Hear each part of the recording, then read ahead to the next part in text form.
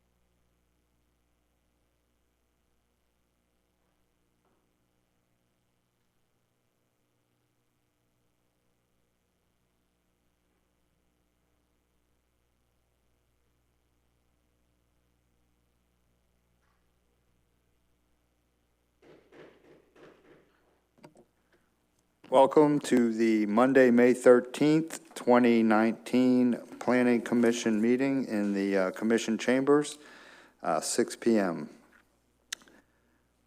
This meeting is now called to order. And Gwen, will you take the roll call, please? Sorry, I didn't see you weren't there.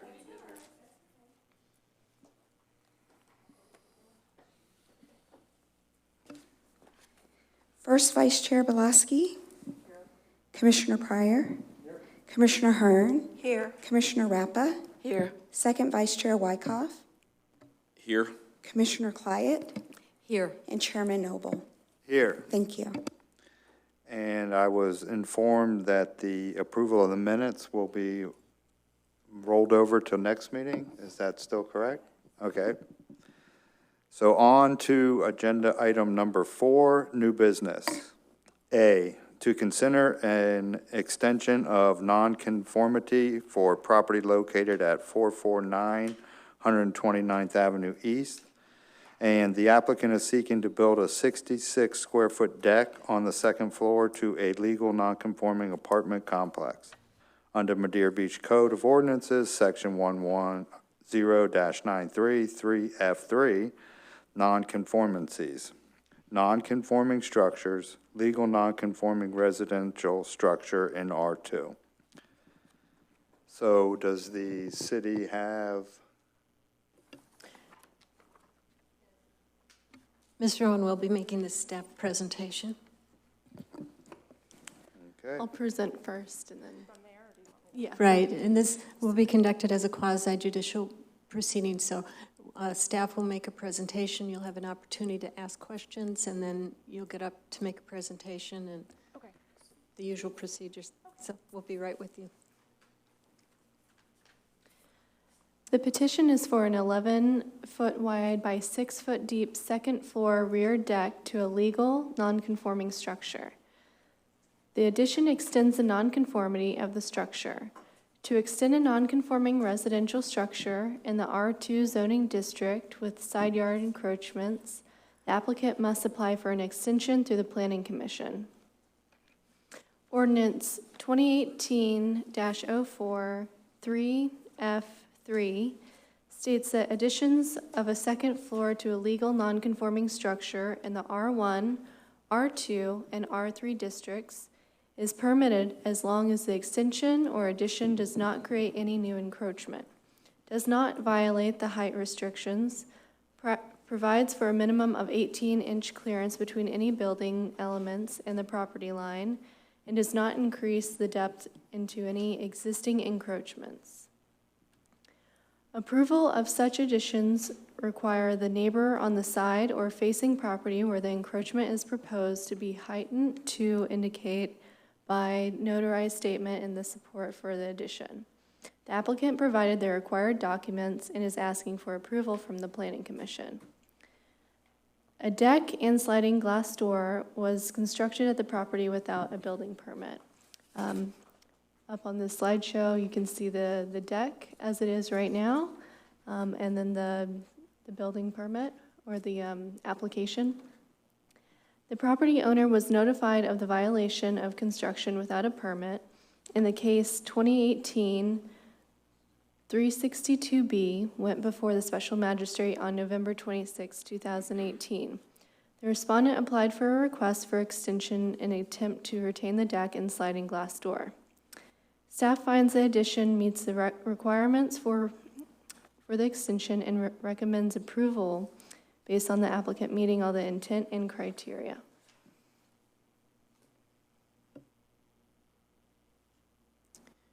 Does the applicant representative have any questions for staff? At this time, would you like to make a presentation? All right. All right. Julia McKee, on behalf of the applicant. May I ask you to pull the microphone, see if that's... Is this better? Yes. Yep. You have to pull Sorry. it towards you. Julia McKee for the applicant. We would just join in the staff's request for approval and would reiterate the request set forth in the application. And we do also agree that it is that it is within the, falls within the section 110-93 that the staff referenced. So we would respectfully ask that the commission approve the request. Staff has no further presentation or questions. Does anybody from the residents like to speak? Is that? Then we can have our comment amongst the commissioners, planning Chairman? commissioners. Yes. I have a comment. I've reviewed this a couple of times. It's been moved off and on. From an engineering standpoint, you do have a professional engineer who said this is safe and it's designed well and all that. The real question I got, if you could go back to this previous screen, if you look at the bottom left hand here, the real focus of this whole build out, assuming you may or may not agree with it being an untimely permit, is the foundation. If you look, it's a subgrade foundation. Does everybody understand what I'm saying? Where the concrete was supposed to be poured down there? The only question I got is this in reality built according to this specification? Who can give firsthand knowledge that indeed those foundations in concrete and steel reinforcements are tied with the proper hardware? I reviewed this in the field, but of course I can't see underground. So who can speak to that fact that it was inspected, there are those foundations that are required for this? Well, if I can answer, since that's really the city's responsibility, so Well, it's what happened, it was built without a permit, and whenever that's the case, they still are required to come in for a permit. And if it's been built and things are installed that that can't be seen, then they have to bring in signed and my sealed point engineering is- letters. I understand. Well, I understand. We'd like to hear her. Okay. They Go have ahead, to Lynn. submit letters from an engineer indicating that it was in fact built in accordance with the drawings and standards. And who said that? That's required by the building permit, the building code. Well, I understand, but typically when you pour foundations, we have someone go out and inspect it before they build the top portions, just like a home. Exactly. So did anybody inspect that foundation? That is what their engineer will have to sign off on, because we were Well, the not engineer- called for it. I'm sorry, the engineer designed it. He didn't build it. In his specification, he says the contractor must follow these designs specifically. My Right. question is, who did the contract work? If we had the contractor here that says, yes, I performed that work exactly the way it's designed, then I have no problem, no question. Right.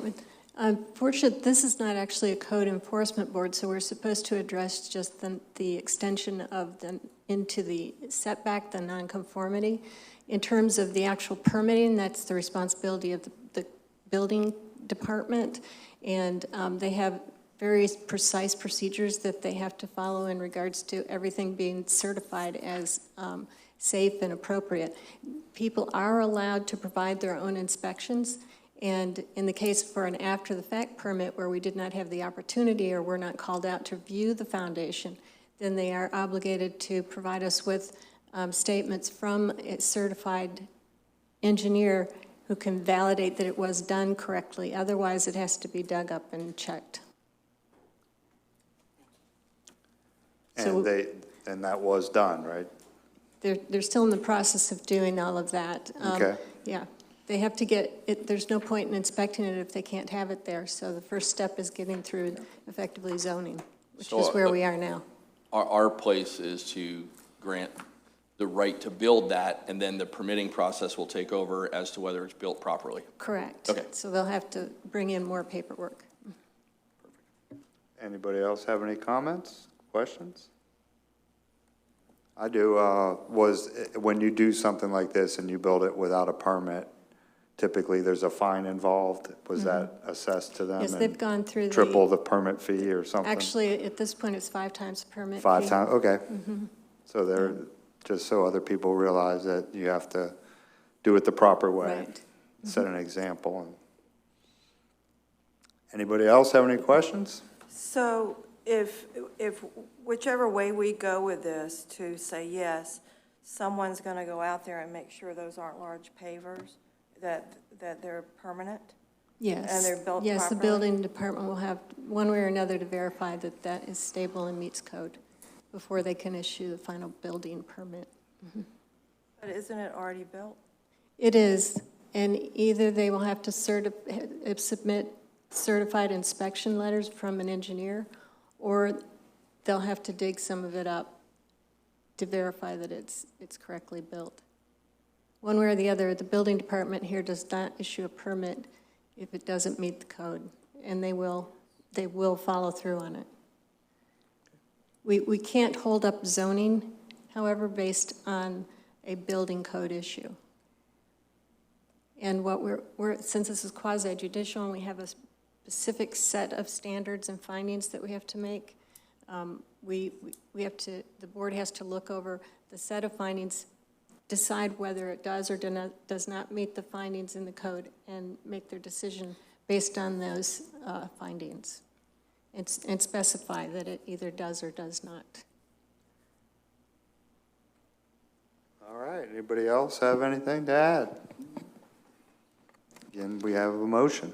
I would like to make the motion that we approve the application seeking to build a 66-foot square deck on the second floor to a legal non-conforming apartment complex under Madeira Beach Code of Ordinances, Section 110-93, Paragraph 3F3, nonconformances, nonconforming structures, legal non-conforming residential structures in R2. Get a Mr. Chairman, second? I'll be glad to second that motion. Okay, so can we go to the vote, Ms. Gwen? Sure. Second, Vice Chair Wykoff, Yes. Commissioner Pryor, Yes. Commissioner Hearn, Yes. Commissioner Client, Yes. Commissioner Rappa, Yes. and Chairman Noble. Yes. Okay, on to the agenda.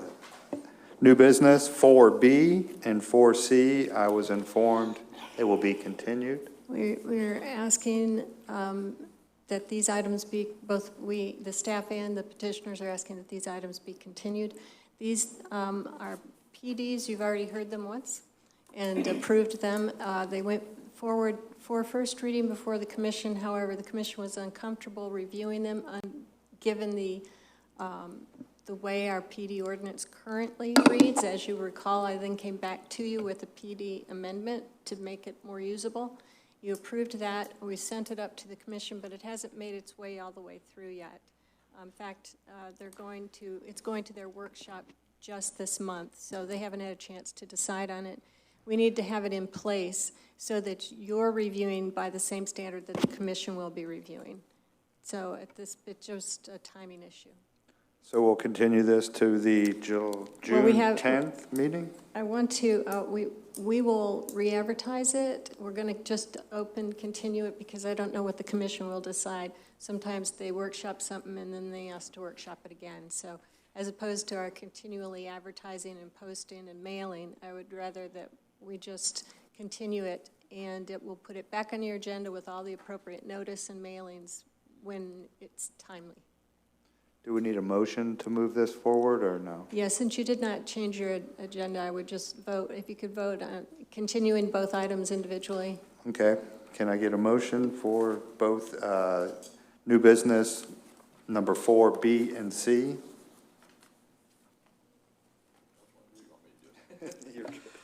I'd like to make the motion that we continue to our next meeting when it's available.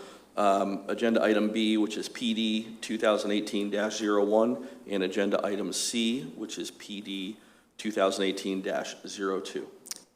I second the motion. May I ask that as opposed to your next item, your next meeting that's available, what we were hoping was it was just be continued to a future meeting? Okay. If you both agree to that amendment. I'll amend my motion to that effect. If it's agreeable to Mr. Pryor, he seconded. I second. Thank Gwen? you. Thank you. Thank you. Okay, Commissioner Client, Yes. Commissioner Pryor, Yes. Commissioner Hearn, Yes. Commissioner Rappa, Yes. Second Vice Chair Wykoff, Yes. Chairman Noble. Yes. Thank you. I didn't vote again, Glenn. Okay. I didn't vote last time. You didn't call my name. Agenda item 5, old business. I guess we have no old business. Mr. Chairman. Yes, sir. That's right. I didn't vote last Actually, time. Hold on, because let's go Just a ahead. moment, please. originally, Ms. Pulaski wasn't going to be at this meeting. I guess I had already did my roll call, so I did miss her the last two to include her in the roll call. In the vote. Yeah, in the vote, rather, yes. So I don't know if I need to May I ask that we... reinstate that? Can you read the motion again and have the vote count called again? So it was for A, to consider an extension of a nonconformity for property located at 449 129th Avenue East. The applicant is seeking to build a 66-square-foot deck on the second floor to a legal nonconforming apartment complex under Madeira Beach Code of Ordinances, Section 110-93, 3F3, nonconforming structures, legal nonconforming residential structure in R2. And I believe Commissioner Wyckoff, you... Just, So as the original motion maker, I'd like to have a recall of the vote to include all of our city commissioners. okay. Second Vice Chair Wyckoff? Yes. Okay. Commissioner Pryor? Yes. Commissioner Hearn? Yes. First Vice Chair Belaski? Yes. Commissioner Clyett? Yes. Commissioner Rappa? Yes. Chairman Noble? Yes. Thank you. Thank you. Now, do we have to do that again for the continuation of agenda item 4B and C? Vote again, or? Yes. because Yes, she but was- you don't have to read out the full petition, just Okay. the title. Okay, so B, PD 2018-01, C, PD 2018-02. Commissioner Clyett, Yes. Commissioner Pryor, Yes. Commissioner Hearn, Yes. First Vice Chair Belaski, Yes. Commissioner Rappa, Yes. Second Vice Chair Wyckoff, Yes. and Chairman Noble. Yes. Thank you. Sorry about that. That's okay, good catch. Now, back on to the agenda item 5, old business. We have nothing for today. Mr. Chairman. Yes, sir. If you would, under new business, before we leave there, I have an item here that I would move to review, the items that are on our desk, which is a resolution to adopt and advise that our Board of Commissioners adopt the multimodal impact fees as scheduled by the Pinellas County. I have documents here that we can, I don't know that you've had time to read them or not, but we could forego this, and what we'll do is postpone it to the next meeting. I was going to say that would be And more let everyone appropriate. read it, but I do want this brought as a new business item for discussion and review at our next meeting so that we can adhere to the multimodal and impact fees for all new developments. There is, if you'll read all this, and we can talk about it in some detail next time, and I'll wait till that time to be long-winded if I need to be so. And Mr. Chair, we'll provide you with some supplemental information on this as well. We are already in the process of preparing impact fees for the city. We've contracted with the Florida Resilient Communities Initiative to do the study that's required. The city isn't allowed to just adopt somebody else's fees. We have to establish fees for each individual jurisdiction. So we're in the process of finalizing the scope of work for that to get exactly what we need in order to move forward with exactly this sort of thing. But we can provide you with an update. And I may be able to get the director for the Resilient Communities Initiative to come up and make a presentation to you to talk about how this whole thing will proceed. But it would definitely come back through here, because technically, as the land planning agency, it's the Planning Commission who will make the recommendation to the Board of County, or the Board of City Commissioners as to the adoption of fees and what those levels should be. So, Right, but the city will put it on the agenda. Well, we can talk, I think it's good at any time to start talking about the concept of it and what we're undertaking right now, because it's good for your education just to understand how this whole process works. And this is a lot of work. It's really great. As you can see, the county has its ordinance in great detail adopted. And when we impact a county road, we have to adhere to, any development has to adhere to paying their county fees. But we have to establish our own set of standards separately. We can't just adopt the counties. So we're in the process of doing that. But I think it's good. It's a good time to bring it up and get us all up to speed with how the process works before they come back with a set of recommendations. Mr. Chairman, if I may. Yes, sir. There are other cities like Indian Rocks Beach that have copies of theirs. City of St. Pete has theirs. St. Pete Beach has theirs. Let me read you an article just for a second for information. It says St. Pete Beach has a moratorium on all new construction on Gulf Boulevard until such time as they can come up with new plans and all, because the sewers and everything is backing up into the streets because of the new developments and things. The point I'm making is impact fees are things for roadways, they're for sewage, they're for power. Of course, we don't get involved in power company. If someone builds a building and the power company has to build a new route out to them or upgrade theirs, they bill them that impact fee. But we also have things, and it's already an approved state and county ordinance that we will do these things, okay? We just have to develop our own. And to me, it seems like it takes forever because we're working through some University of Florida that Linda Portal is going to talk to us maybe, or have someone talk to us.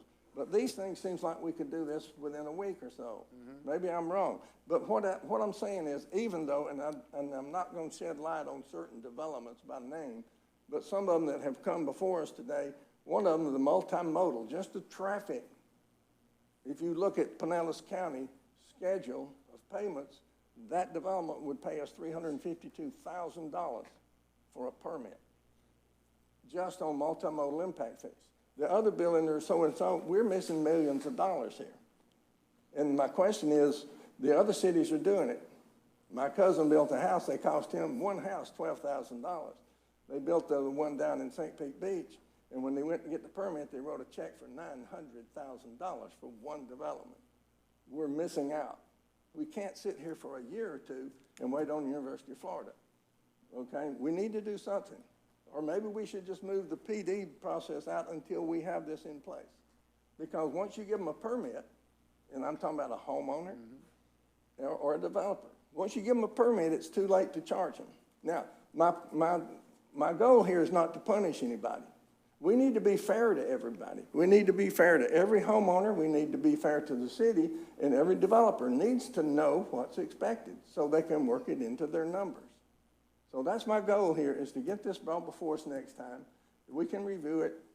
Ms. Portal can give us a presentation or whatever, but we'd like some time frames and come to, make sure this is a fair deal for everyone. It works. Yeah, typically we have it on our agenda before we've discussed things, but as long as city staff's fine with it, we can, we've already have impact fees already on the projects. This is just a different process of how to do it, which would be, right, we'd have to change. The city of Madeira Beach hasn't approved any recent, in particular, commercial or large development that wasn't a PD. And when you have a PD, you end up with a development agreement. In those cases, we have been charging impact fees. That's the what I thought. multimodal effect, yes. There were large amounts of impact fee associated, for instance, with the town center and with the Holton Holiday Isle properties. So it wasn't like we just missed out, but it sounds like we could be but pulling in some more. There are many more things the city could be charging impacts for, including city administration, recreation, fire impacts and all those. So we have them, but we have to have a study done that breaks down the exact cost per unit of all of those charges in order to support that through legislation. So, but I think it's a good time to start talking about it, because we're going to be working through that report when it comes back. Excellent. Robin? Yes, thank you, Mr. Chairman. I think this is a great idea that we look at this. However, I think we need to do this under conscientious advisement, to do it thoroughly and properly. We haven't raised fees. Let's look at all aspects. And under your advisement, under neighboring communities, how they're going. So I don't have a rush to judgment that we need to quickly do this. I think it's all going with the education process, that we need to do this right and get it right when we do it. Right, and there are legal statutory requirements as to what has to go into an impact fee study, and that has to be in place before the adoption. But we're going to try to rush that through as quick as all the data can be pulled together, because it is a good and critical issue. Perfect. Again, really, at this point, it would have most impact, honestly, on houses, because we don't have any big subdivisions. All of our commercial development has been done by PD, and so we have been able to do some impact fees, but as we say, there are services and facilities for which we are not charging impact fees, and we should be. And then houses don't get charged impact fees, except that water and sewer through the county takes care of that. You have to pull your permits, and your impacts are charged by the county. And the county and the state on roads, we would collect and then have to reimburse for roadways for large impacts. The other issue, though, is that in most things here are redevelopment. And so if you tear something down, when you build something back in that place, you get credit for whatever impacts were already in existence for the previous use.